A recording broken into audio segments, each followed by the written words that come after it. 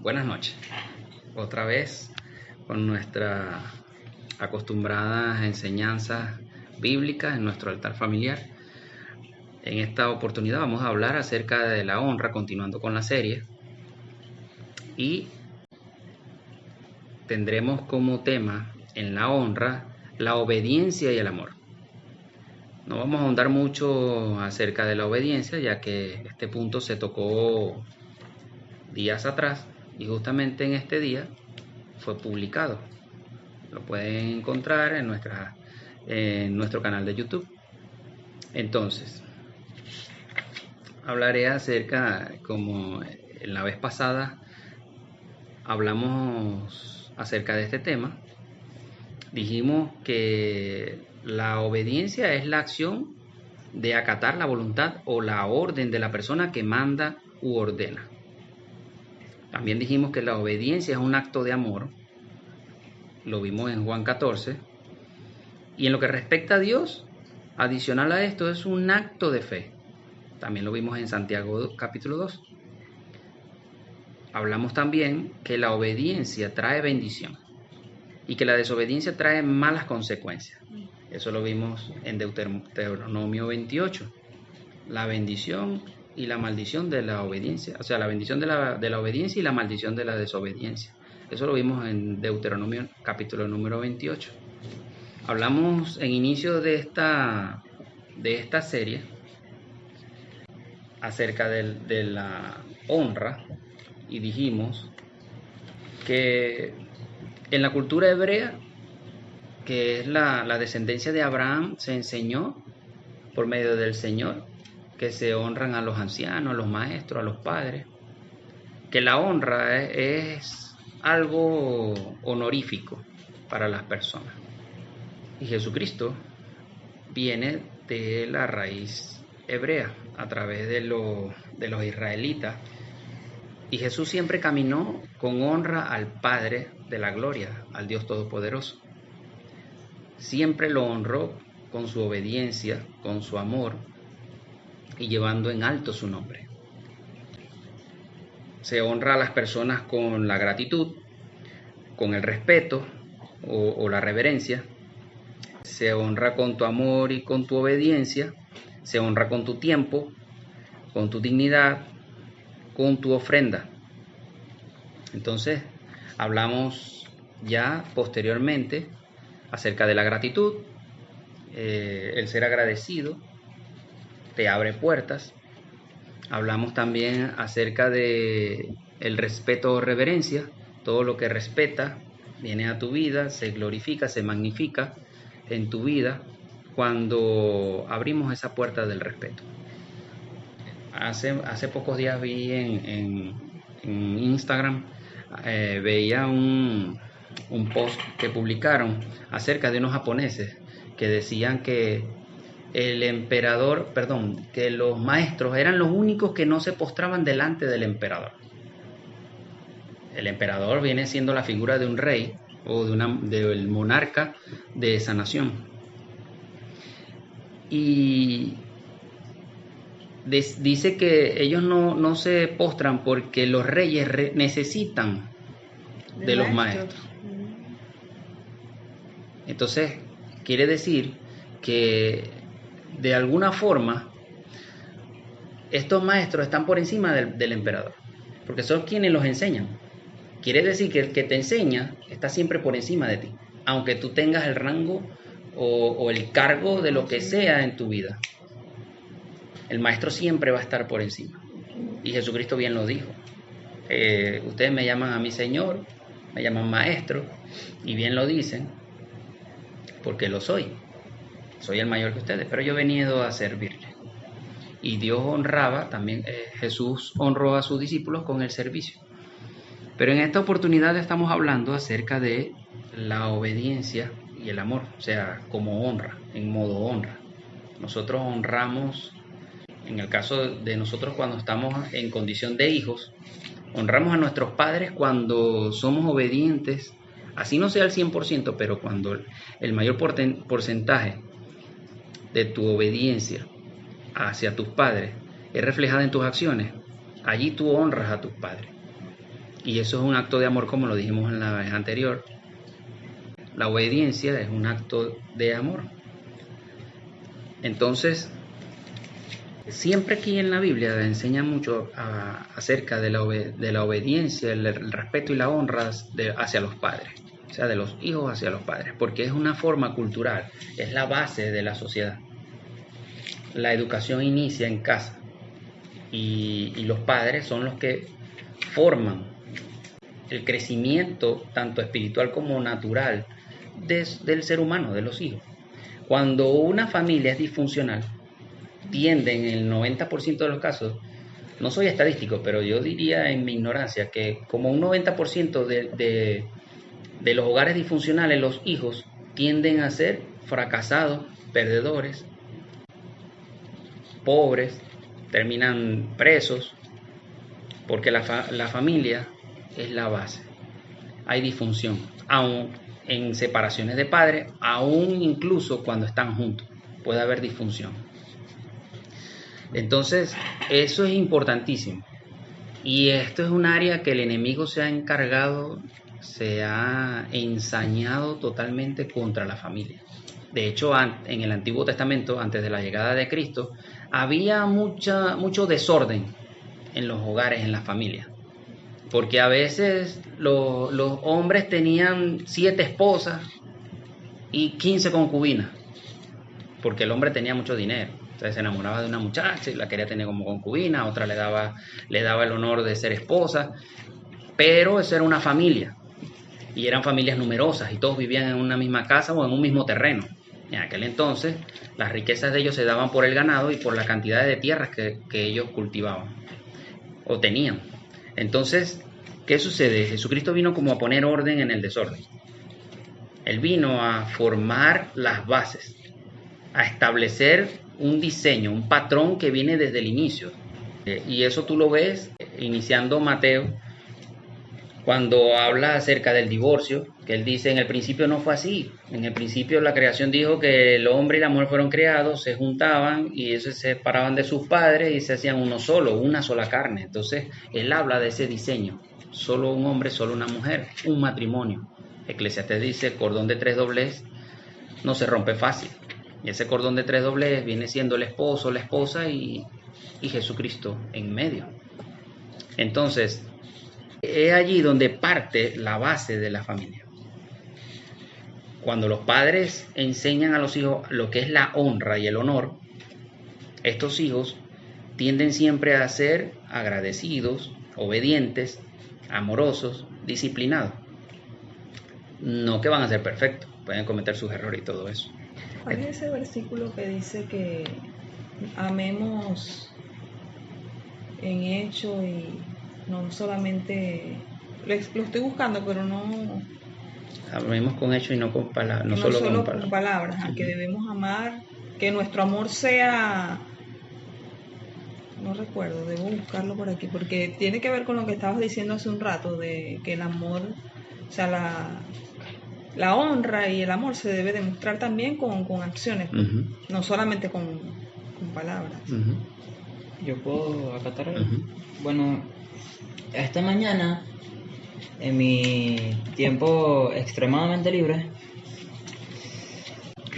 leyendo Cantar de los Cantares, uno de mis libros favoritos, a mí me llamó la atención, que de hecho lo resalté aquí en resaltador, el capítulo 6, versículo 8 y 9, y antes de leerlo, empezando a leer Cantar de los Cantares, me aclaró varias de mis dudas de por qué Salomón se dice que tenía tantas esposas cuando en realidad se mostraba una sola. O sea, eso era algo que no me cabía en la cabeza. O sea, que siempre por así decirle, por dar un ejemplo, en espíritu, cuerpo y alma a esa mujer. De hecho, en varios de los libros de Salomón en varios de los relatos de Salomón, solamente encontramos esta mujer, no encontramos otra más, no se señala otra más. Pero aquí, en el capítulo y en el versículo que acaba de mencionar, me daba la respuesta del por qué. Y dice así, leo en el nombre del Padre, del Hijo y del Espíritu Santo. 60 son las reinas y 80 las concubinas y las doncellas sin número, mas una es la paloma mía, la perfecta mía, es la única de su madre, la escogida de la que dio a luz. La vieron las doncellas y la llamaron bienaventurada, las reinas y las concubinas, y la alabaron. O sea, esto me dio a entender de que él sí tenía sus reinas, por así decirle, sus esposas, sus concubinas, pero solamente le entregó todo a una sola mujer. Se entregó al 100% en esa mujer. Más también decía, al final de varios capítulos, que decía, se lo encuentro por aquí, yo os conjuro, oh doncella de Jerusalén, por los corzos y por las siervas del campo, que no despertéis ni hagáis velar al amor hasta que quiera. O sea que todas las mujeres, disculpa. O sea que todas se anhelaban y añoraban lo que esta mujer en especial tenía. Pero Salomón siempre fue fiel a una sola, dejando y obviando a las 60 y no sé qué tantas mujeres que tenía. O sea, honraba a esa con su amor y sus Exacto. atenciones. Tenía una honra especial para con ella. Exacto. Ahí él tenía, un aprecio, un amor, una honra especial para ella, pero no fue fiel a ella, porque tuvo tantas mujeres. Pero justamente eso es lo que me refiero, que cuando Cristo vino a poner orden en el desorden. Porque ya delante del Señor esto no es bien visto. Y por eso es que Él habla de que hombre ame a su mujer, respétela, sea fiel a ella, dice la palabra. Mujer, ame a su marido, hónrelo, respételo y sujétese. Es lo que manda Pablo. Entonces, él está hablando de su marido, no de sus maridos, no de sus mujeres. Él está hablando de uno y uno. Lo que pasa es que Salomón está en el Antiguo Testamento, no había llegado Cristo todavía y había pasado, y eso fueron como 1500 años antes de que llegara Jesucristo, aproximadamente. Entonces, pero no había tenido esa enseñanza, pues. Exacto. No, y su papá también tuvo varias mujeres y eso, y por eso, o sea, venía como una cadena. Pero esa cadena vino Cristo a romperla. Entonces, bien, volviendo al tema de esa base, y lo menciono porque es lo que el Señor puso en mi corazón para hablar acerca de este tema de la obediencia y el amor. O sea, porque vamos a explicar luego por qué. Vamos al libro de Efesios capítulo 6 y leemos del 1 al 7. Lo leo en el nombre del Padre, del Hijo y del Espíritu Santo. Hijos, obedezcan en el Señor a sus padres, porque esto es justo. Honra a tu padre y a tu madre, que es el primer mandamiento con promesa, para que te vaya bien y seas de larga vida sobre la tierra. Y ustedes, padres, no provoquen a ira a sus hijos, sino críenlos en disciplina y amonestación del Señor. Siervos o servidores o empleados, obedezcan a sus amos o a sus jefes terrenales con temor y temblor, con sencillez de su corazón como a Cristo, no sirviendo al ojo como los que quieren agradar a los hombres, sino como siervos de Cristo de corazón, haciendo la voluntad de Dios, sirviendo de buena voluntad como al Señor y no a los hombres. Estos versículos los hemos explicado varias veces ya en temas anteriores, pero aquí básicamente él está estableciendo una norma, un estatuto. De hecho, cuando dice en el versículo 2, honra a tu padre y a tu madre, este es el quinto mandamiento de los 10 mandamientos. Sin embargo, fíjate, en el común denominador de la realidad, la gente no está preparada en la Biblia, ¿verdad? No leen, no. Y hay mucha ignorancia. En el día a día, muchas familias disfuncionales. Y de allí hay muchos padres que o han violado o han maltratado mucho verbalmente. Hay muchas heridas, cicatrices en los hijos.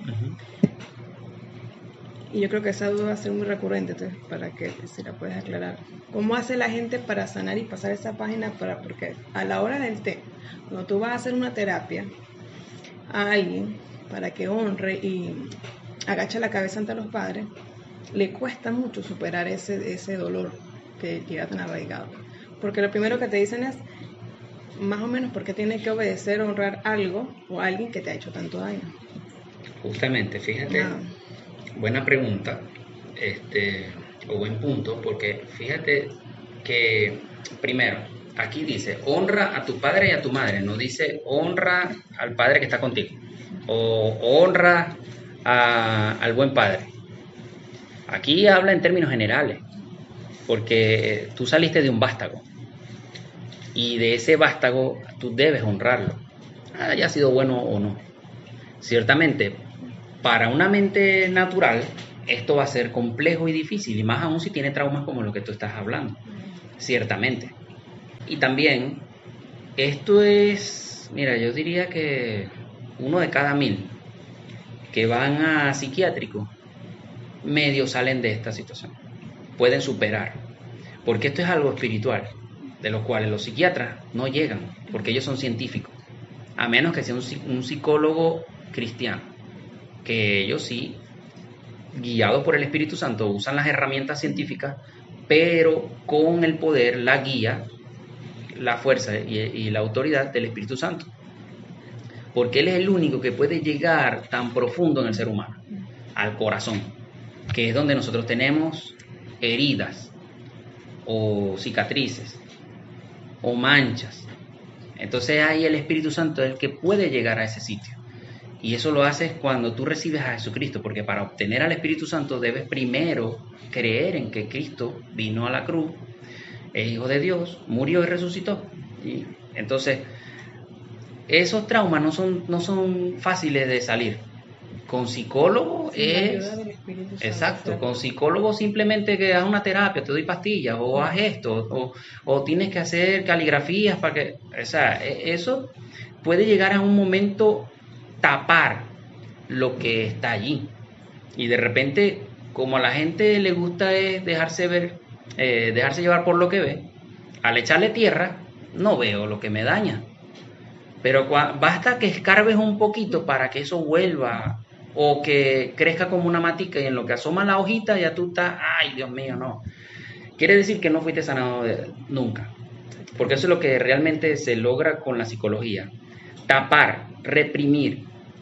Y eso es lo que Dios a mí me enseñó al principio: no reprimas, saca, pero solo sacas con el Señor. Y por eso es que también el enemigo se ha encargado de manchar tanto la iglesia de Jesucristo por medio de pastores y predicadores que han dado, no todos, pero sí han habido algunos que dan mal testimonio, o los mismos creyentes que dan mal testimonio. Entonces la gente ve como religioso, como fanático, como fantasioso, como fastidioso el acercarse a la iglesia, o que alguien venga y ore por ti. Pero con una simple oración eso puede venir la primera sanidad, la primera capa, para que tú puedas darle entrada al Espíritu Santo y luego Él trabaje internamente dentro de ti. Entonces, igualmente, como dije en un principio, la palabra te dice, haya sido bueno o malo, tienes que honrar. Y uno de los puntos fundamentales por el cual esto no se da es porque no tenemos cultura de honra, ni de honor. Aquí eso no existe, en Occidente. Son pocos. Porque puede que te honre delante, pero cuando dan la espalda, no son leales. Y no estamos acostumbrados a dejar en manos del Espíritu Santo las cargas. Porque hay desconocimiento. Por eso también mencioné a los japoneses, porque los japoneses es una cultura, a mí me gustaba mucho esa cultura, porque ellos son gente honorable, ellos trabajan mucho con el honor, y el honor tiene que ver con la honra, cuando tú honras a las personas. Por eso es que ellos todos hacen reverencia, y por eso hice el punto de que los maestros son los únicos que no hacen reverencia delante del emperador. Pero del resto, todo el mundo, hasta incluso ante los ancianos, ellos hacen su reverencia delante de la persona, o cuando hacen un gesto de respeto o de agradecimiento, hacen reverencia, se doblan, así sea un poco o mucho, pero se doblan delante de la persona, como diciendo, me rindo ante ti, ante tu conocimiento, tu capacidad o lo que sea, o como un gesto de amor y gratitud. Eso es honra y honor, pero esa cultura no existe entre nosotros. Por eso es que, y lo voy a decir así, a lo mejor será cañón para mucha gente, pero cuando en realidad tú buscas del Señor y tú dejas que Jesucristo sea el que te instruya por medio del Espíritu Santo, Él lo primero que te enseña es eso, la honra. Honras a las personas. Cuando tú vas a dirigirte ante el Señor para consultar a Dios, lo hacían en la antigüedad a los profetas, tenían que llevarle una ofrenda para que el profeta pudiera recibirlo con olor fragante y poder ministrar de parte del Señor. Es decir, Dios le autorizaba consultarle si él recibía una honra o una ofrenda de parte de la otra persona. Ese tema lo vamos a tocar más adelante, es parte de la honra. De ahí se copiaron los brujos, y brujos que tú vayas a visitar, si tú no llevas la plata o no le llevas las velas, los velones o el tabaco, no te atiende. Ellos copiaron de eso. Tienen que honrar al brujo con una ofrenda para que el brujo te atienda, o tienes que pagar. Entonces, con el cristiano, cuando ven que hay un sanador, un libertador de espíritu, no quieren honrarlo. Entonces, ni lo respetan, ni le obedecen, o sea, gracias por el favor, chao pescado, tuve lo que tuve de ti, que Dios te pague. Y lo toman como una broma. ¿Conoces al Señor? Sí, bueno, que el Señor te pague. Que hasta una propaganda sacaron de eso, acá en Venezuela. Entonces, no hay esa cultura. Aquí no hay cultura profética, tampoco hay cultura de honra. Y es a lo que Dios me llama con esta serie de la honra. Porque cuando caminamos en honra, en modo honra, las puertas se nos abren, vienen bendiciones. Te catapultas, tanto en lo natural como en lo sobrenatural. Es decir, en lo espiritual se te abren puertas, obtienes dones, obtienes nuevo nivel de fe, nuevo nivel jerárquico. En lo natural, obtienes ascensos en tus empresas, en tu empleo, o tus negocios prosperan, abres una segunda sucursal y empieza a florecer, porque caminas con honra. Entonces, eso nos enseña. Entonces, fíjense que un punto fundamental de lo que leímos ahorita es acerca de la honra de los padres. Vamos a reforzar eso, que también se mencionó en ese punto, la disciplina. Vamos a Hebreos 12:9. Disciplina y obediencia. Fíjense que cuando él habla sobre la honra, en el versículo 1 y 2 acerca de los padres, habla de los hijos obedezcan a sus padres, dice para que te vaya bien y seas de larga vida, dice en el 3, y en el 4 dice, ustedes padres no provoquen a ira a los hijos. Dice, por otra parte tuvimos a nuestros padres terrenales que nos disciplinaban y los venerábamos. ¿Por qué no obedeceremos mucho mejor al Padre de los espíritus y viviremos? Hebreos 12:9.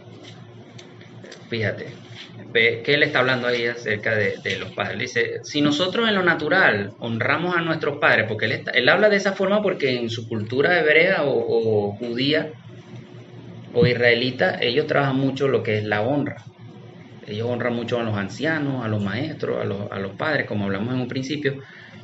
Entonces él dice, si nosotros hasta venerábamos a nuestros padres terrenales, ¿cuánto más si lo hacemos a nuestro Señor? Lee el número 10. Y aquellos ciertamente por pocos días nos disciplinaban, como a ellos les parecía, pero para lo que nos es provechoso, para que participemos de su santidad. Ahí habla acerca del Padre. El Padre... ¿Ah? El 11 también. Dice, es verdad que ninguna disciplina al presente parece ser causa de gozo, sino de tristeza, pero después da fruto apacible de justicia a los que en ella han sido ejercitados. Fíjate una cosa, la disciplina proviene de la palabra discípulo, o viceversa. Cuando tú disciplinas a una persona, es que tú le forjas un carácter, le das una formación. Tú a él le estás enseñando algo, pero esa disciplina requiere de responsabilidad y de compromiso, convicción.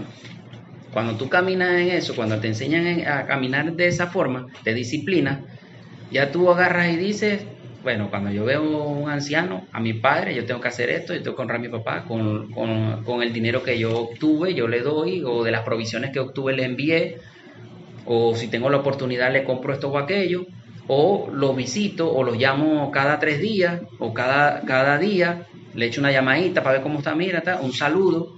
Si tengo la oportunidad de verlos, le doy un abrazo, le dices cuánto lo amas. También con la obediencia, cuando te da una orden, una cuestión, y tú respetas eso, aunque de repente no estés de acuerdo. Eso lo hablamos en el tema de la obediencia, como se entrenan a los militares. Los militares se disciplinan, pero para obedecer. Y ellos se disciplinan de una manera tal de que ellos tienen que obedecer a juro, le guste o no, esté de acuerdo o no esté de acuerdo, tienen que hacerle caso a su superior. Y ahí tienen que caminar en obediencia. Cuando empieza a dar frutos de obediencia a ese soldado, pronto lo toman en cuenta para darle el ascenso. Lo mandan a hacer su examen, su evaluación de ascenso. Entonces, esto es lo que sucede acá. Los padres a veces nos disciplinan de una manera, como dice ahí, a como ellos pensaban, o como ellos creían, o pensaron que era más correcto, y no quiere decir con esto que sea la mejor manera, pero lo hicieron, se esforzaron por disciplinarte, por enseñarte. Era lo que tenían para dar, pues. Exacto. Y cuando tú recibes lo poco o lo mucho y trabajas en base a eso y tú te esfuerzas, porque ellos te van a dar una herramienta, pero ya después tú te forjas en el camino, pero por lo menos con la herramienta que te dan te defiendes. Cuando tú empiezas a caminar en obediencia con respecto a tus padres, en la enseñanza que te están dando, créeme que se te abren puertas, como dice el versículo 3 de Efesios 6:3, para que te vaya bien y seas de larga vida. Dios te va a abrir puertas, te va a dar bendiciones, te va a dar salud. Y una de las maneras de sanar, entregarle esa carga, para empezar a los que aún no han sanado, al Espíritu Santo, para que ellos sientan llenar ese vacío, pues. Uh-huh. Y que salga definitivamente el dolor, ¿no? Ya van a empezar a mirar a los padres con otros ojos, de más es como debería ser. Amor. Uh-huh. Es como debería ser, aunque tu papá haya sido el más rudo, el más duro, o el más seco, o el menos hablador, lo que sea. Cuando tú empiezas a caminar de esa forma, vas a ver los cambios. Fíjense, el amor se demuestra con acciones. La obediencia, dijimos en un principio que es un acto donde tú actúas conforme a una palabra dada. Eso lo vemos en Juan 14, que dice: el que me ama guarda mis mandamientos. Ese es el que me ama. Y el que me ama, mi Padre y yo vendremos y le manifestaremos a él. Eso lo vimos en la enseñanza pasada. Entonces, fíjense, el Padre siempre va a dar órdenes. En este caso, hablando de Dios, acerca de su Hijo Jesucristo, en Juan 3:16, versículo muy popular, muy conocido, dice, vamos a ir a Juan 3:16, pero no abandonen Hebreos, pongan un marcalibro allí en Hebreos 10, Hebreos capítulo 10. Porque de tal manera amó Dios al mundo, que ha dado a su Hijo unigénito, para que todo aquel que en él cree no se pierda, mas tenga vida eterna. Fíjate, aquí hay una acción de amor de parte de Dios. Él dice, porque de tal manera amó Dios al mundo, nos amó a nosotros, que dio a su Hijo. Ahí hizo una acción, una entrega. Él dijo a su Hijo Jesucristo. Nosotros hay un tema en los altares que hemos dado anteriormente que se llama la persona de Jesucristo. Dijimos que en el cielo, antes de que Jesucristo se encarnara en un cuerpo aquí en la tierra, él tenía otro nombre. Él llamó a Jesucristo el ángel de Jehová. Él lo llamó y le dice: necesito que tomes un cuerpo, desciendas y me pongas bien con mi gente. Necesito que ellos tengan acceso a mí y yo más sobre ellos.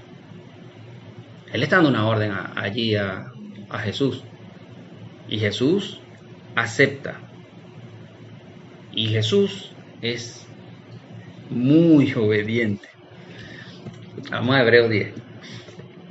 Y a propósito de Juan 3:16, primera de Juan 4:10 dice, en esto consiste el amor.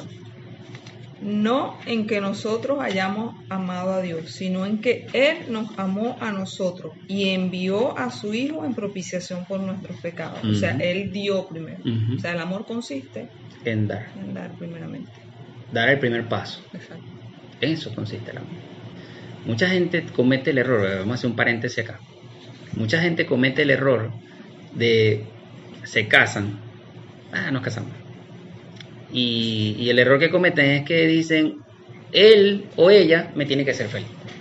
Me tiene, primero como una imposición. Sí. Segundo, yo estoy para recibir, no para dar. Entonces, cuando llegan al matrimonio con esa Premisa. Entonces ahí es donde comienza sin querer una grieta que se va a convertir en el desastre de ese matrimonio. ¿Por qué? Porque la persona se va a volver demandante y no ofertante. Entonces yo demando, yo quiero que tú me des, tú no me has dado, tú no has hecho, tú no lo otro, y empieza la crítica. Y la otra persona a lo mejor está dando lo mejor de sí, pero como esta persona es tan demandante, nunca va a ser satisfecha. Entonces, ve que ahí Dios está dando un ejemplo, que siempre Dios va, por eso que llamaban que Jesucristo era revolucionario, porque Dios siempre va en contra del sistema, o en contra de la corriente, es como el salmón.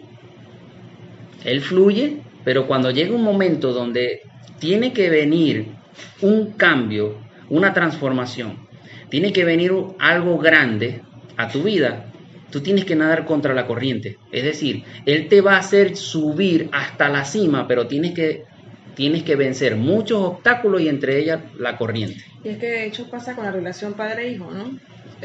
No sé si has escuchado la historia de Juan Gabriel. La mamá nunca lo quiso. Fue muy despectiva con él. De hecho lo aisló, lo excluyó.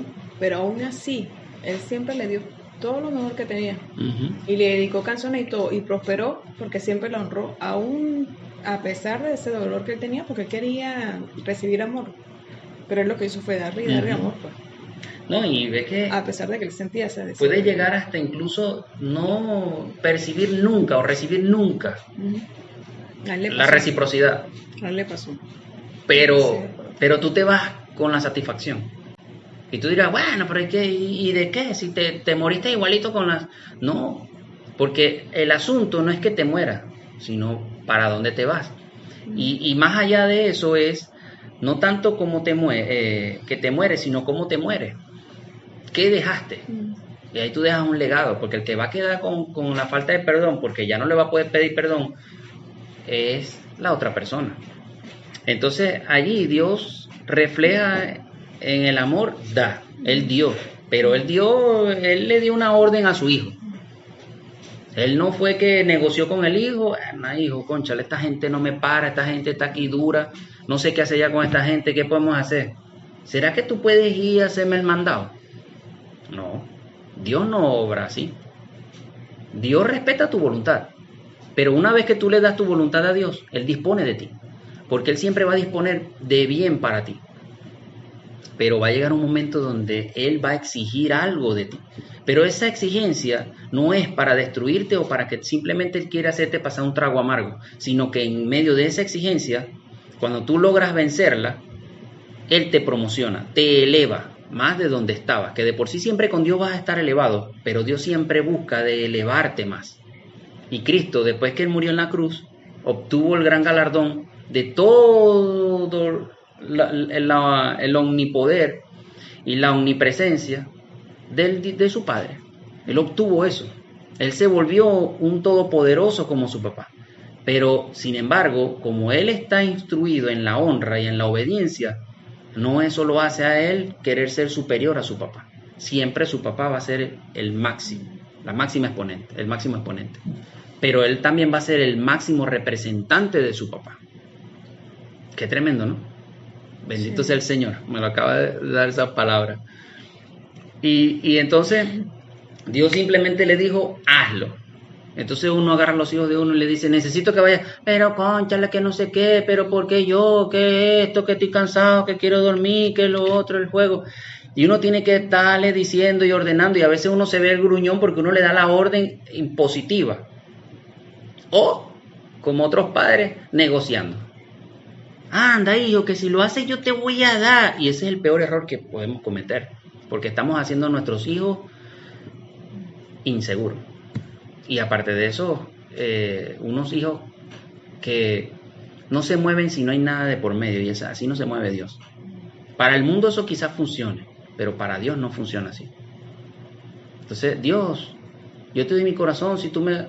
Dios te dice, no, quédate, tengo 1000 almas por allá que me la van a dar gratis, y yo más bien le voy a dar yo a ellos, sin que me lo pidan. Lo que uno tiene que dar, por lo menos en el caso de Dios, es mínimo en comparación con todo lo que vamos a recibir por esa obediencia. Exacto. O sea, el paso que uno tiene que dar es algo mínimo, y cómo nos cuesta. Uh-huh. Y con eso, si lo diéramos en obediencia y en amor, con lo que Dios nos va a retribuir es que lo que Dios te pide es tu obediencia. Exponencialmente, sí. Nada más. O sea, tu voluntad. Porque tu voluntad está en tus decisiones. Y que Dios te diga, hijo, no camines por ahí, tú digas, ok. Sí, ese corazón. Yo obedezco. Sí. Sí, no, la obediencia es tremenda. Eso lo expliqué yo en esa enseñanza anterior. Entonces, cerramos paréntesis y continuamos. Ok, entonces, Dios le dio la orden. Está. Ahora, leemos Hebreos 10, de 5 al 7. Hebreos 10, del 5 al 7, dice, por lo cual, entrando en el mundo, dice, sacrificio y ofrenda no quisiste, más que preparaste tu cuerpo. Más me preparaste cuerpo. Dice, holocaustos y expiaciones por el pecado no te agradaron. Entonces dije, he aquí que vengo, oh Dios, para hacer tu voluntad, como en el rollo del libro está escrito de mí. Uh-huh. Fíjense. Entonces dije, he aquí que vengo, oh Dios, para hacer tu voluntad. Obediencia, sujeción. Ve que el padre le dijo, te voy a enviar allá, necesito que me resuelvas ese asunto ahí, hazme el mandado. Y ve que, y sonará aquí como que, pero ahí no dice que Dios lo mandó. Sí, cuando dice, holocaustos y expiaciones por el pecado no te agradaron. Entonces dije, he aquí que vengo, oh Dios, perdón, como lo dice en el 5, sacrificio de ofrenda no quisiste, más me preparaste cuerpo. O sea, ya él había dispuesto, Dios había dispuesto de lo que iba a hacer. Ya ahí automáticamente le está dando una orden. Okay. Y ahí Jesús dijo, heme aquí, yo voy, yo mismo soy. Entonces, volvamos a Juan. Uno que vaya a Juan 6 y otro que vaya a Juan 8. Juan 6, 37, 38 y Juan 8, 29. Juan 8, 29. Uh-huh. Vamos a leer primero Juan 6, del 37 al 38. Todo lo que el Padre me da vendrá a mí, y al que a mí viene no lo echo fuera, porque he descendido del cielo no para hacer mi voluntad, sino la voluntad del que me envió. Uh-huh. Él vino, ya él le dieron una orden, le trazaron el plan de lo que él venía a hacer aquí, y él dice, he descendido del cielo no para hacer mi voluntad, sino la del que me envió, la del Padre. Dios le dio una orden, él la obedeció y él está en obediencia haciendo el trabajo que le correspondía hacer aquí. El trabajo de aquí era simplemente reconciliarnos con el Padre, pero primero dando la buena nueva. Reconciliados con el Señor, arrepiéntanse de sus pecados, el reino de los cielos se ha acercado, ha venido aquí. Las buenas nuevas del Señor son que va a haber sanidad, prosperidad, va a haber provisión y no va a haber atadura.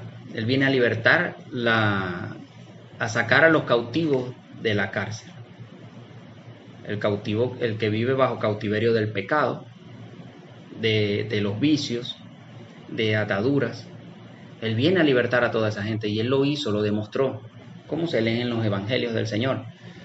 Él lo demostró de esa forma. Y cuando él cumplió su carrera, él viene y sella su trabajo en la cruz, llevando todos los pecados de nosotros, para que todo aquel que en él cree, como dice Juan 3:16, no se pierda, sino que tenga vida eterna.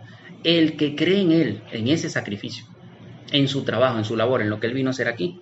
Entonces, vamos a Juan 8:29 y nos dice, seguimos. Porque el que me envió conmigo está, y no me ha dejado solo el Padre, porque yo hago siempre lo que le agrada. Obediencia. La obediencia trae bendición. Y aquí la obediencia puede ser tu padre natural, del vástago de donde naciste, saliste. Puede ser tu padre espiritual, el que te ha engendrado en el Señor, como decía Pablo a las diferentes iglesias. Ustedes, yo lo he engendrado en el Evangelio. Son nuevas criaturas, porque el que engendra es el Padre.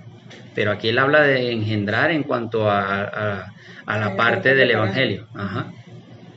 Porque Él es el que los está instruyendo, el que los está enseñando, porque siempre el Padre en la cultura hebrea es el que enseña, es el que ministra, es el que cuida, el que protege, el que provee, pero también el que enseña, es el que da un legado, una herencia. Por eso que tú ves en esos árabes generalmente que ellos enseñan a sus chamos desde los 12 años a manejar el negocio. Pero ¿quién lo enseña? Es el papá. Tú no ves a la mamá metida ahí. La mamá le enseña, son cosas de la casa, algunas cosas, está pendiente de llevarlo al colegio y tal, pero el que le enseña los rudimentos del empleo, del trabajo, del negocio, es el papá. Y a eso es que se está refiriendo acá. Por eso es que se hace mucho énfasis en cuanto a la obediencia al Padre. El Padre natural, el Padre espiritual. El Padre natural, el que nos engendró por medio de nuestra madre y tal y tal y tal. El Padre espiritual, el que te llevó a los pies de Cristo y el que te instruye en la palabra, el que te enseña. El que te disipula, el que te disciplina. Entonces, cuando honras a uno de estos, créeme que Dios va a abrir puertas, grandes puertas. Y muchas puertas de prosperidad y bendición no vienen en lo material, generalmente vienen en lo espiritual, elevándote a niveles espirituales que personas comunes no, y otras personas que tienen años en la iglesia o tratando de caminar en el Evangelio no han llegado, porque no caminan de esta forma, no honran. Pero sin embargo, fíjense que Jesucristo dice, porque yo hago lo que a mi Padre le agrada. Él lo hace con amor. Él le demuestra su amor al Padre por medio de su obediencia. Camina de esa forma. Pero fíjense que Jesucristo hizo todo lo que el papá le mandó, lo que el Padre le mandó. Él fue diligente en cuanto a la encomienda que le hizo su Padre. Él lo honró en todo momento, hasta el final. Cosa que es amargo. Cuando lo de la copa, yo digo, o sea, pasa de mí esta copa, pero no no se haga como yo, sino tu voluntad. Hasta el final él estuvo, aunque allí sintió algo de debilidad. Claro, imagínate, ¿quién no si sabe lo que le viene? Sí. Y más aún si lo ha visto. O sea, él tuvo que tomar no un segundo aire, yo creo que hasta 10 aires tuvo que tomar para él empoderarse y hacerlo. Ve tanto así que dice en Lucas, es el único evangelio que lo dice, que tuvo que descender un ángel a fortalecerlo, porque él estaba destruido en la carne, no tenía fuerza y no lo iba a levantar nadie, solamente Dios. Por eso Dios envió a un ángel a fortalecerlo, y de ahí es que agarró esa fuerza, ese reimpulso y vamos, porque la obra va. Es duro, pero ¿quién dice que yo me acuerdo que en los seculares decían, un triunfo sin esfuerzo no se disfruta, no dura. No se saborea igual, claro. Exactamente. No se valora igual. Exacto, no se valora.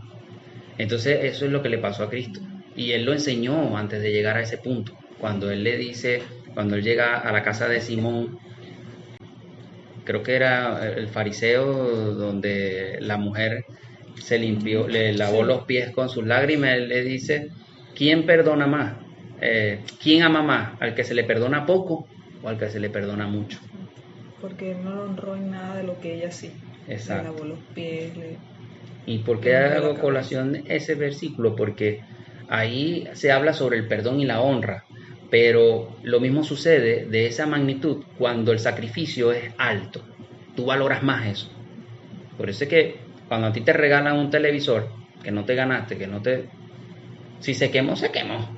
Y tú se va la luz ni lo desenchufas ni nada y no le pones un protector y bueno, la idea es que los niños hasta le pasen agua por encima, no estás pendiente, pero cuando eres tú el que se fajó trabajar y juntar el dinero para irlo a comprar, muchacho, tú no quieres que ni lo toque nadie, nada más tú.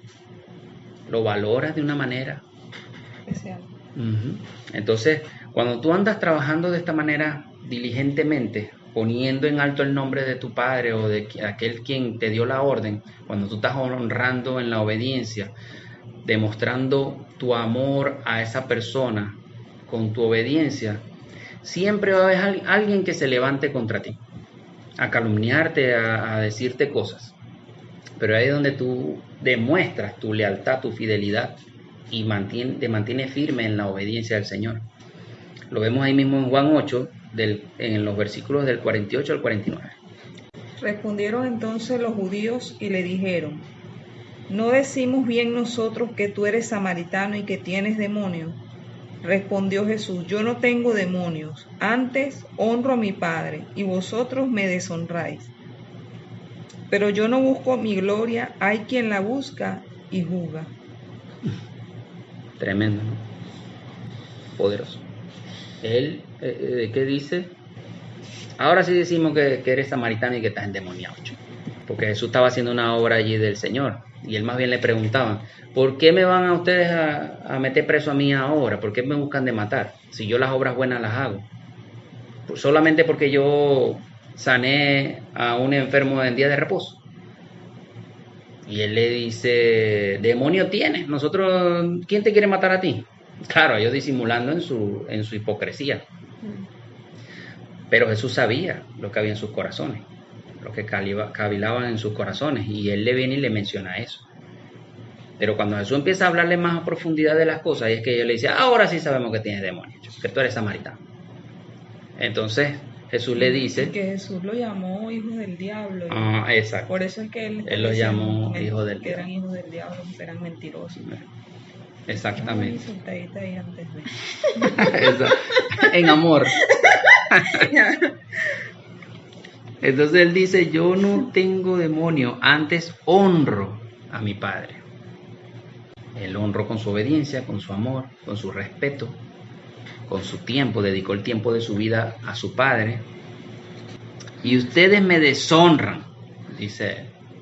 Ustedes más bien me deshonran a mí, que yo le he demostrado ser quien soy a ustedes con hechos y no con palabras, y me deshonran. Y eso sucede mucho en el cuerpo de Cristo. Dios levanta a un hombre, una mujer poderosa en el espíritu y da frutos buenos, trae sanidad, liberaciones, predica, gana almas para el Señor, sirve con excelencia, se faja, y con todo y eso deshonran a estas personas. No honran que la persona que camina de esa forma es porque tiene el Espíritu Santo, está llena del Espíritu. No está en la cultura mirarlo así. No. Y hay la envidia. Entonces, ve que todos los frutos que dio el Señor, y mucha gente dirá: bueno, pero es que es el Hijo de Dios y tal, pero es que Dios ha levantado hombres y mujeres, estamos hablando de la actualidad. Gente que Dios ha llenado del Espíritu y le ha dado autoridad sobre demonios, como está escrito en la palabra. Sobre todo poder del diablo Él le ha dado poder, sobre todo enfermedades Él le ha dado poder, y son manifiestas las obras por las manos de esa persona. Sin embargo, lo deshonran con el irrespeto, con la falta de gratitud, con el rechazo, la murmuración. Pero eso no está... Igual eso prueba la fe y fortalece más a la persona. Y eso está aquí escrito. El Señor dijo que íbamos a pasar por todas esas situaciones. Y soy testigo de todas esas vivencias. Entonces, vendrán críticas y murmuraciones, pero nosotros debemos mantenernos firmes en la obediencia y en la honra en cuanto a la obediencia de lo que se nos ha demandado hacer. Debemos mantenernos firmes en eso. ¿Alguien quiere acotar algo? ¿Sí? Ya lo hicimos durante el desarrollo de la clase. ¿Tienes algo que decir? Diga. Sí, no, bueno, que igual es una cadena, pues, porque igual la gente que se está fortaleciendo en la fe tiene que pasar pruebas. Sí, siempre. Entonces, todo es válido. Siempre va a haber pruebas hasta el día que te vayas. Siempre. Ve que Cristo hasta el último segundo de vida estuvo pasando pruebas. Que es O parte sea, de esa obediencia. y Él lo dijo. Si yo, que soy superior a ustedes, he pasado por todas estas cosas, ustedes no son menos que yo. De hecho, la luz encandila siempre en la oscuridad, ¿no? Sí, Y por exactamente. eso siempre tiene que ser así. Y Él lo dice, ustedes no van a hacer más que yo para no pasar por esto.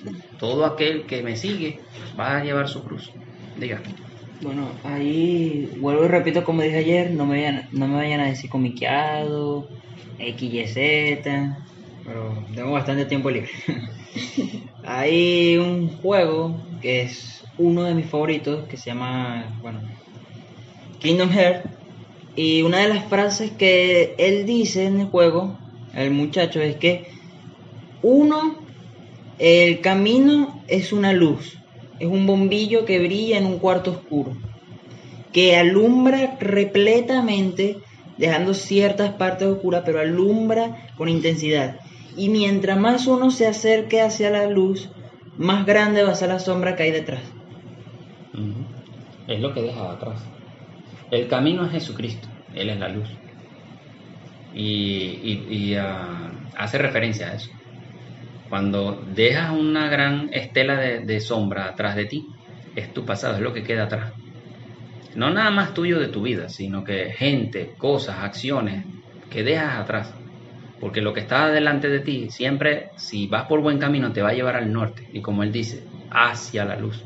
Tienes que buscar hacia la luz. Y la luz del mundo se llama Jesucristo. Lo vemos en Juan 1. Entonces, para concluir, el amor y la obediencia son una llave que funcionan y se fusionan entre sí para lograr un objetivo. Porque para poder obedecer tenemos que estar llenos de amor. O sea, debemos amar a esa persona que nos da la orden. Incluso, no necesariamente amar a la persona que nos da la orden, sino estar lleno de amor. Lleno de amor. Lleno del amor de Dios, porque Dios es amor.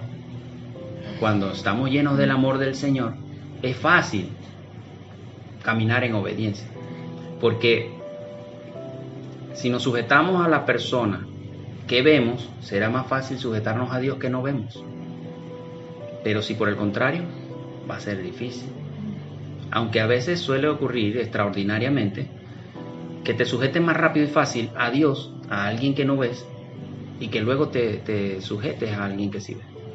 Y a veces hasta de esa forma no te sujetas a la persona que estás viendo, porque simplemente dices o crees, y me pasó una vez, hace tiempo empezando en esto, que yo me sujeto a Dios, me está sujetando yo a esta persona que es así o a tal, o viendo rangos.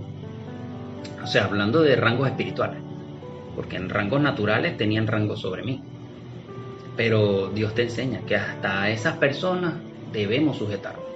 Sujetarse en el sentido de que si da una orden, bueno, se cumple en el nombre del Señor.